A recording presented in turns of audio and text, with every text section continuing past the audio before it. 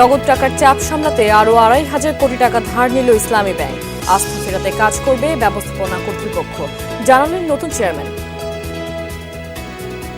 Islamic ব্যাংকের service যাতে চালু থাকে এবং সঠিক থাকে, নির্বিঘ্ন থাকে, এটা কিন্তু সেন্ট্রাল ব্যাংক হিসাবে সবারই দায়িত্ব। ফ্যামিলি কার্ডের জন্য বরাদ্দ ১৪,০০০ কোটি টাকা, নিবিড় তদারকি করবে সরকার। অর্থমন্ত্রী জানালেন যুক্ত থাকবে না দলীয় লোকজন।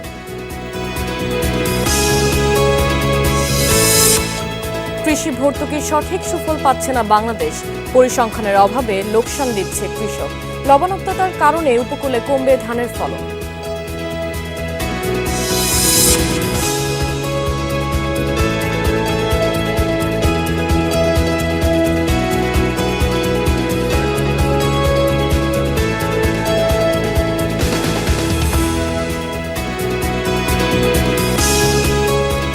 এতক্ষণ শিরোনাম দেখছিলেন, এবার বিস্তারিত। আজও ইসলামী ব্যাংকে অর্থ উত্তোলনের চাপ আছে। শাখাগুলোতে সকাল থেকেই ভিড় জমাতে শুরু করেন গ্রাহকরা। তবে ব্যাংকাররা আশাবাদী দ্রুতই পরিস্থিতি স্বাভাবিক হয়ে আসবে, দ্রুত সচল হবে এটিএম সেবা কার্যক্রমও।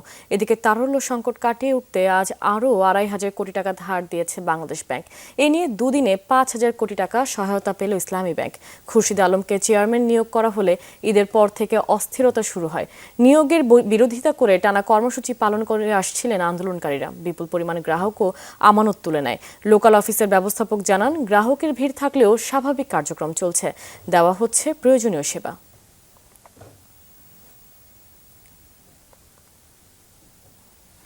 কিছুটা উজ্জ্বল তো বেড়েছে আমাদের শাখায়ও, এবং যে একটা অনাকাঙ্ক্ষিত প্যানিক যেটা তৈরি হয়েছে গ্রাহকদের ভিতরে, আমরা ব্যাপকভাবে চেষ্টা করছি তাদেরকে বোঝানোর। এরপরও কিছু প্যানিক তো দূর হয়নি তখন পর্যন্ত, যে উইথড্রয়ালের পরিমাণটা সারা দেশে বেড়েছে। এবং আমরা যেহেতু ফিডিং ব্রাঞ্চ, আমাদের কাছে বিভিন্ন শাখা থেকেই ব্যাপক ক্যাশের চাপ ছিল, এবং আমরাও চেষ্টা করছি তাদের সবাইকে সরবরাহ করার জন্য।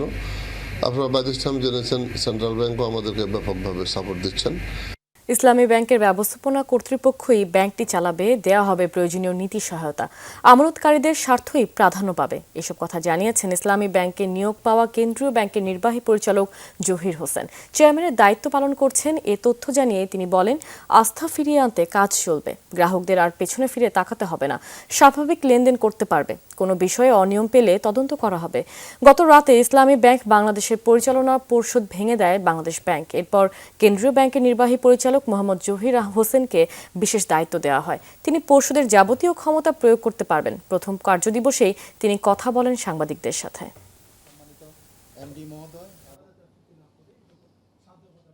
ভারপ্রাপ্ত ম্যানেজিং ডিরেক্টর আছেন, ওনারাই কিন্তু আসলে ব্যাংক চালাবেন। আমরা শুধু বোর্ডের কাজ কি, আমরা শুধু নীতি প্রিন্সিপাল সহায়তা দিব, আর বাকি কাজগুলো কিন্তু ম্যানেজমেন্টকে করতে হবে। এই ইসলামিক ব্যাংকের সার্ভিস যাতে চালু থাকে এবং সঠিক থাকে, নির্বিঘ্ন থাকে, এটা কিন্তু সেন্ট্রাল ব্যাংক হিসাবে সবারই দায়িত্ব। এদিকে অবিলম্বে সৎ, দক্ষ ও পেশাদার ব্যক্তিদের সমন্বয়ে ইসলামী ব্যাংকের পরিচালনা পর্ষদ গঠনের দাবি জানিয়েছেন আন্দোলনকারীরা। আতঙ্কিত হয়ে অর্থ উত্তোলন না করারও অনুরোধ জানিয়েছেন। ৭ দফা দাবি আদায়ে আগামীকাল গভর্নর বরাবর স্মারকলিপি প্রদানের কর্মসূচি ঘোষণা করেছেন নেতারা। ইসলামী ব্যাংকের অবৈধ চেয়ারম্যান জনাব খুরশিদ আলমের পদত্যাগ ও সাবেক ব্যবস্থাপনা পরিচালক ওমর ফারুক খানকে পুনর্বহাল। কিন্তু বাংলাদেশ ব্যাংক তা না করে পরিচালনা বোর্ড ভেঙে দিয়ে এক ব্যক্তির হাতে পুরো ক্ষমতা তুলে দিয়েছে। বাংলাদেশ ব্যাংককে ধন্যবাদ জানাচ্ছি যে তারা ইসলামী ব্যাংকের লেনদেন সচল রাখার জন্য কিছুটা ফান্ড ইসলামী ব্যাংকে সরবরাহ করেছে। দর্শক, ইসলামী ব্যাংকের চলমান সংকট নিরসনে নেওয়া পদক্ষেপ সম্পর্কে আরও জানব সহকর্মী আলমগীর হোসেনের কাছ থেকে। আলমগীর, 2 দিনে ৫,০০০ কোটি টাকা ধার নিল ব্যাংকটি, এতে কি নগদ টাকার চাপ সামলানো যাচ্ছে? রুহি, গেল কয়েকদিনের আসলে সচেতন গ্রাহক ফোরামের ব্যানারে যে আন্দোলন হচ্ছিল এবং নতুন চেয়ারম্যান খুরশিদ আলমের নিয়োগ বাতিলকে কেন্দ্র করে, তার ফলেই এই আসলে এক ধরনের অস্থিরতা তৈরি হয় এবং অনেক আমানতকারীদের মধ্যে আস্থাহীনতা এবং আতঙ্ক তৈরি হয়, যে কারণে তারা টাকা তুলে নিচ্ছিলেন। সেই কারণে আসলে ব্যাংকটি সাময়িকভাবে তারল্য সংকটে পড়েছে, যে কারণে বাংলাদেশ ব্যাংকের কাছে সহায়তা চাওয়া হয়েছিল এবং বাংলাদেশ ব্যাংকের পক্ষ থেকে আসলে সহায়তা দেওয়া হয়েছে। তবে ব্যাংকের ব্যবস্থাপনা পরিচালক আজ এক সংবাদ সম্মেলনে জানিয়েছেন যে গেল কয়েকদিনেই এমনকি গতকালও যে পরিমাণ চাপ ছিল টাকা উত্তোলনের সেটি আসলে আজ কিছুটা কমেছে এবং গতকাল বাংলাদেশ ব্যাংকের পক্ষ থেকে যে উদ্যোগ নেওয়া হয়েছে, আপনি জানেন যে বোর্ড ছিল পরিচালনা পর্ষদ সেটি ভেঙে দেওয়া হয়েছে এবং সব পরিচালকের নিয়োগ বাতিল করে বাংলাদেশ ব্যাংকের একজন নির্বাহী পরিচালক জহির হোসেনকে এই বোর্ডের দায়িত্ব দেওয়া হয়েছে। এর ফলে তিনি যেটি জানিয়েছেন যে এই উদ্যোগের ফলে গ্রাহকদের মধ্যে কিছুটা আস্থা ফিরেছে এবং আজ টাকা উত্তোলনের চাপ গেল কয়েকদিনের তুলনায় কিছুটা কম ছিল। এদিকে নতুন যে বোর্ডের দায়িত্বপ্রাপ্ত কর্মকর্তাকে নিয়োগ দেওয়া হয়েছে তিনি আজ বাংলাদেশ ব্যাংকে গিয়েছিলেন এবং সাংবাদিকদের সাথে তিনি কথা বলেছেন। তিনি বলেছেন তিনি সাময়িক সময়ের জন্য এই ব্যাংকের দায়িত্ব পালন করবেন এবং এই সময়ে তার আসলে মূল কাজ হবে গ্রাহকদের মধ্যে যে আস্থাহীনতা তৈরি হয়েছে সেটি ফিরিয়ে আনা এবং ব্যাংকের স্বাভাবিক কার্যক্রম পরিচালনা করা। এবং এই সময় তিনি আসলে ব্যবস্থাপনা যে কর্তৃপক্ষ রয়েছে ব্যাংকের তারাই ব্যাংকটি পরিচালনা করবেন। বাংলাদেশ ব্যাংকের পক্ষ থেকে তিনি শুধু নীতি সহায়তা দেবেন এবং খুব শীঘ্রই হয়তো নিরপেক্ষ ব্যক্তিদের নিয়ে একটি পরিচালনা পর্ষদ গঠন করা হবে বলেও তিনি জানিয়েছেন। এদিকে যারা সচেতন গ্রাহক ফোরামের ব্যানারে যারা আন্দোলন করছিলেন তারাও আজ ইসলামী ব্যাংকের প্রধান কার্যালয়ের নিচে সংবাদ সম্মেলন করেছেন এবং তারা এই বাংলাদেশ ব্যাংকের এই উদ্যোগে কিছুটা ধন্যবাদ জানিয়েছেন। তবে তাদের আরও কিছু দাবি রয়েছে, যেমন ব্যবস্থাপনা পরিচালককে ফিরিয়ে আনা, যে ওমর ফারুক খান তাকে পুনর্বহাল করা, লুটপাট করা টাকা ফিরিয়ে আনা, যাদের কাছ থেকে শেয়ার কেড়ে নেওয়া হয়েছে এই ব্যাংকটি লুট করার সময়, ব্যাংকটি দখল করার সময় তাদেরকে আবার শেয়ার ফিরিয়ে দেয়, এমন 7 দফা দাবি আছে। সেই দাবিগুলো তারা বাস্তবায়নের জন্য তারা কর্মসূচি চালিয়ে যাবেন এমনটি জানিয়েছেন এবং আগামীকাল এরই অংশ হিসেবে গভর্নরের কাছে তারা স্মারকলিপি দিবেন। তবে সার্বিক পরিস্থিতি হচ্ছে গতকাল এই বাংলাদেশ ব্যাংকের উদ্যোগের ফলে কিছুটা স্বস্তি পেয়েছে সেটি গ্রাহক এবং ইসলামী ব্যাংকের কর্মচারীদের মধ্যে। এখন সবার প্রত্যাশা যেন দ্রুত একটি নিরপেক্ষ বোর্ড গঠন করা হয় এবং বাংলাদেশ ব্যাংকের পক্ষ থেকে বাংলাদেশ ব্যাংকের যে কর্মকর্তাকে নিয়োগ দেওয়া হয়েছে তিনিও আসলে সেই বিষয়টি আশ্বস্ত করেছেন। প্রথমবারের মতো সরকারের সামাজিক কোনো কর্মসূচি কোনো রাজনৈতিক ব্যক্তি নয়, বরং শুধু সরকারি কর্মকর্তা দিয়ে বাস্তবায়ন করা হবে। ফ্যামিলি কার্ড সঠিকভাবে বাস্তবায়ন হচ্ছে কিনা তা প্রতিনিয়ত তদারকি করা হবে। দুপুরে সচিবালয়ে এক ব্রিফিংয়ে এসব কথা বলেন অর্থমন্ত্রী আমির খসরু মাহমুদ চৌধুরী। তিনি জানান, ফ্যামিলি কার্ড বিতরণের জন্য নতুন অর্থ বছরে 14,000 কোটির উপরে বরাদ্দ দেওয়া হয়েছে। প্রতিটি পরিবার ধাপে ধাপে ফ্যামিলি কার্ড পাবে। ফ্যামিলি কার্ড বাস্তবায়ন নীতিমালা 2026-এর খসড়া চূড়ান্ত করা হয়েছে বলেও জানান তিনি। বলেন, প্রধানমন্ত্রীর অনুমোদন নিয়ে এই খসড়া চূড়ান্ত অনুমোদন দেওয়া হবে।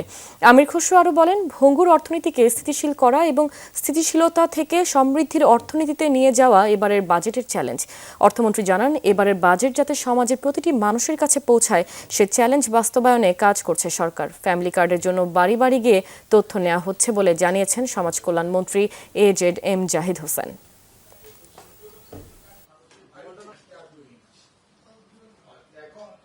এই সরকারের মূল উদ্দেশ্যটা হচ্ছে লাইফ সাইকেল সাপোর্ট।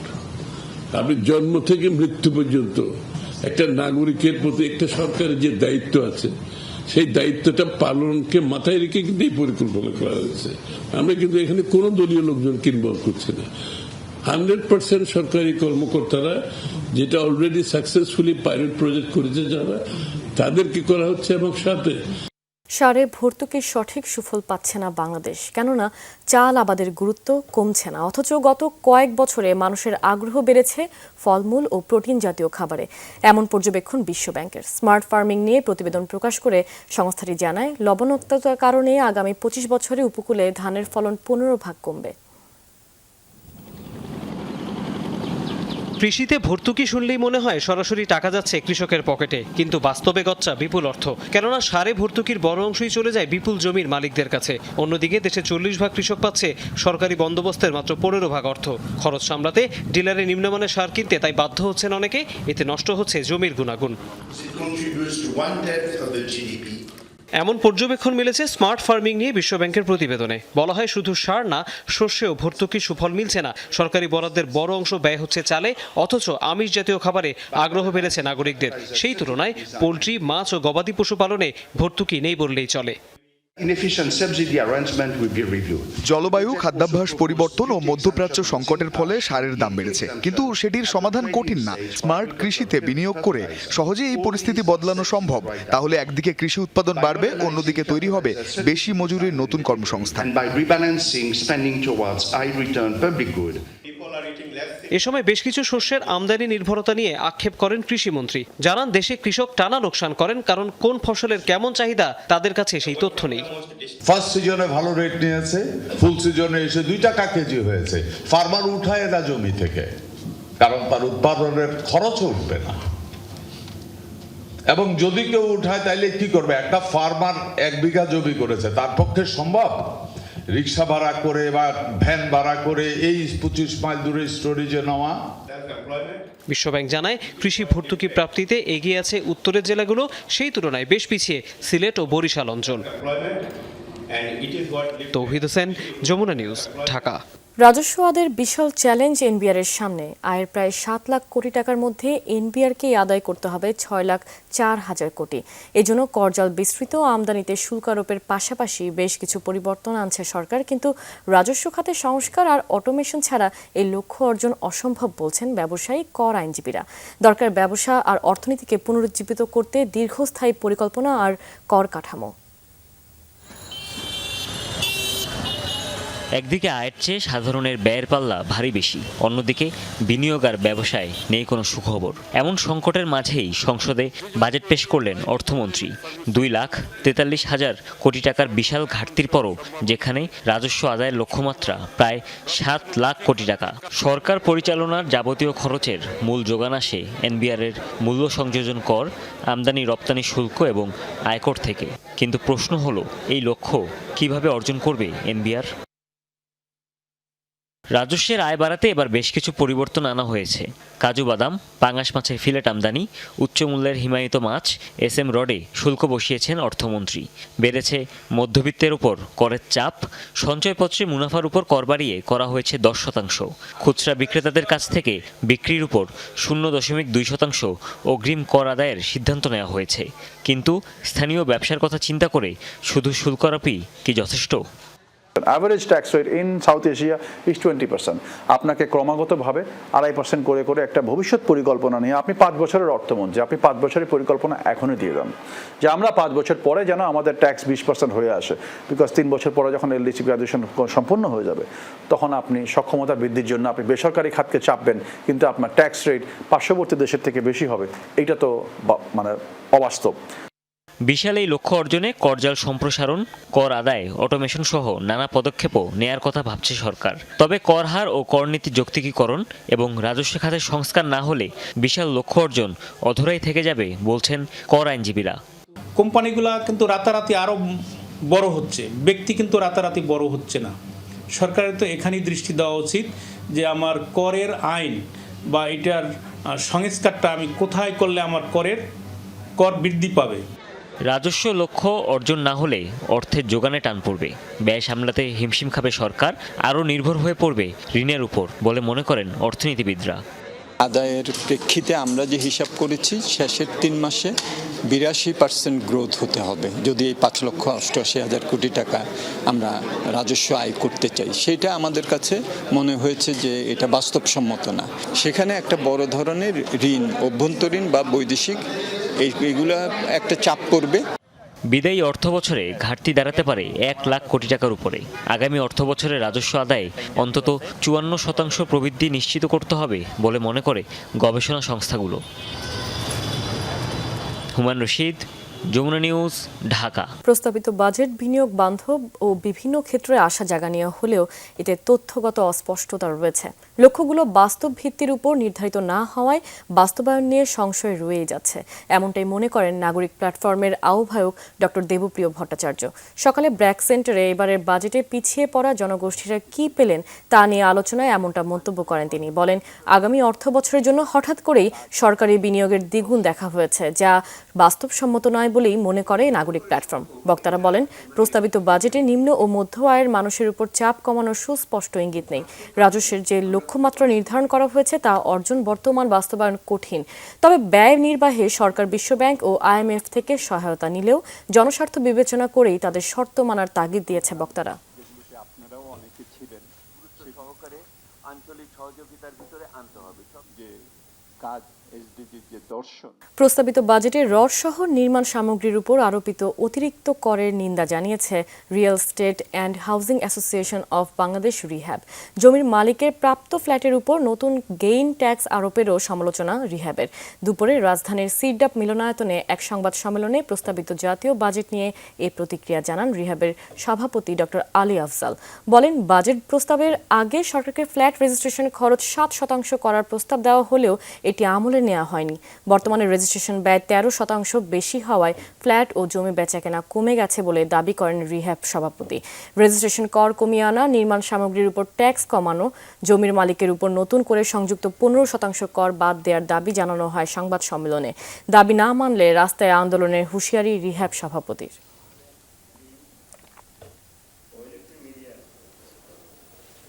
ডেভেলপারের ক্ষেত্রে যেটা অলরেডি 15% আছে, আমরা বলছি যে আর কোনো ট্যাক্স আর না হয়, যদি করা হয় সেটা ডুপ্লিকেশন হবে এবং ডাবল ট্যাক্সেশন হবে। তো ডেভেলপার তো চলবেই, সেটা ওটা নিয়েই কিন্তু কস্টিং করবে। আলটিমেটলি কী হচ্ছে, স্কোয়ার ফিটের দাম বেড়ে যাচ্ছে। তো আলটিমেটলি কিন্তু জনগণের কাছে তাদের ক্রয় ক্ষমতা বাইরে চলে যাবে। এটা আমরা আশা করি যে এই ডাবল ট্যাক্সেশন সিস্টেমটা প্রত্যাহার করে নেবেন। আমাদের যারা মেম্বার আছে, আমাদের যারা কাস্টমার আছে, তারা তো বসে থাকবে না, তারা রাস্তায় নামবে। ডিএসইতে প্রধান সূচক 15 পয়েন্ট বেড়ে দাঁড়িয়েছে 5640 পয়েন্টে। অন্যদিকে ডিএসইএসে 5 পয়েন্ট বেড়ে 1134 পয়েন্টে দাঁড়িয়েছে। ডিএস30 সূচক 8 পয়েন্ট বেড়ে দাঁড়িয়েছে 2128 পয়েন্টে। আজ হাতবদল হয়েছে 1456 কোটি 12 লাখ টাকার শেয়ার। গতকাল লেনদেন হয়েছিল 1358 কোটি 57 লাখ টাকার শেয়ার। দাম বেড়েছে 145টি প্রতিষ্ঠানের, কমেছে 184টির। অপরিবর্তিত ছিল 66টি প্রতিষ্ঠানের শেয়ারের দর। লেনদেনের ভিত্তিতে শীর্ষে রয়েছে আইপিডিসি। প্রতিষ্ঠানটির মোট 81 কোটি টাকার শেয়ার লেনদেন হয়েছে। পরের অবস্থানে আছে এনসিসি ব্যাংক ও বেক্সিমকো ফার্মা। চলে যাচ্ছি চট্টগ্রাম স্টক এক্সচেঞ্জের খবরে। সেখানে প্রধান সূচক সিএসপিআই প্রায় 52 পয়েন্ট বেড়ে দাঁড়িয়েছে 15,395 পয়েন্টে। সিএসসিএক্স সূচক বেড়েছে 12 পয়েন্ট এবং সিএসই 30 সূচক বেড়েছে 156 পয়েন্টে। সিএসইতে আজ হাতবদল হয়েছে 42 কোটি 56 লাখ টাকার শেয়ার। গতকাল লেনদেন হয়েছিল 24 কোটি 21 লাখ টাকার শেয়ার। লেনদেন হওয়া 245টি প্রতিষ্ঠানের মধ্যে দর বেড়েছে 118টির, কমেছে 98টির, আর অপরিবর্তিত ছিল 29টি প্রতিষ্ঠানের শেয়ারের দর। আজ থেকে আনুষ্ঠানিকভাবে বাজারে আসছে জিআই 15 রংপুরের হাড়িভাঙা আম। পদাগঞ্জ হাটে আনুষ্ঠানিকভাবে বাজারজাত উদ্বোধন করেন জেলা প্রশাসক। এরই মধ্যে হাটে আসতে শুরু করেছে আম। স্থানীয় ব্যবসায়ী ছাড়াও দেশের বিভিন্ন এলাকা থেকে এসেছে পাইকারি ব্যবসায়ীরা। অনলাইন ব্যবসায়ীদের আনাগোনা বেশি। বৃষ্টির কারণে কাদাময় হয়ে উঠেছে হাট এলাকা, ফলে বেচা বিক্রিতে শুরুর দিনেই বিড়ম্বনায় পড়েছেন ক্রেতা বিক্রেতারা। আকার ভেদে 1400 থেকে 1800 টাকা মন দরে বিক্রি হচ্ছে। কৃষি বিভাগের দাবি, এবার ফলন কম হলেও আকার বড় হওয়ায় ন্যায্য দাম পাবেন চাষিরা। কাশের কারণে একটু বাজারের সমস্যা হয়েছে, আর তাছাড়া এবার আমার দামে কম। শুরুর দিকে ভালো ছিল, এখন বর্তমান বৃষ্টি আসছে, বৃষ্টির কারণে একবারে মানে বাজারটা ডাউন হয়ে গেছে। আমের গুণগত মান অনুযায়ী যে দাম হওয়া দরকার, এটা মনে হয় এবার মানসম্মত হচ্ছে না আর কি। যুক্তরাষ্ট্র ইরান শান্তি চুক্তির খবরে বিশ্ববাজারে কমেছে তেলের দাম। সোমবার ভোরে ব্রেন্ট ক্রুডের দাম কমেছে 4% পর্যন্ত। ব্যারেল প্রতি দাঁড়িয়েছে $84 নিচে। মার্কিন বাজারেও হয়েছে জ্বালানি তেলের দরপতন। WTI এর দাম কমেছে 4.6% পর্যন্ত। ব্যারেল প্রতি দাঁড়িয়েছে $81 নিচে। শান্তি চুক্তির প্রভাব পড়েছে শেয়ার বাজারেও। সোমবার সকাল থেকে চাঙা জাপান, দক্ষিণ কোরিয়ার স্টক মার্কেট। বড় বড় কোম্পানিগুলোর পুঁজির দর বেড়েছে উল্লেখযোগ্য হারে। শান্তি চুক্তির সম্ভাবনাময় আগের দিন আমেরিকার শেয়ার বাজারে ঊর্ধ্বমুখী ছিল সূচক। দর্শক, এই ছিল বিজনেস টুডের এখনকার আয়োজনে। এতক্ষণ সাথে থাকার জন্য ধন্যবাদ সবাইকে।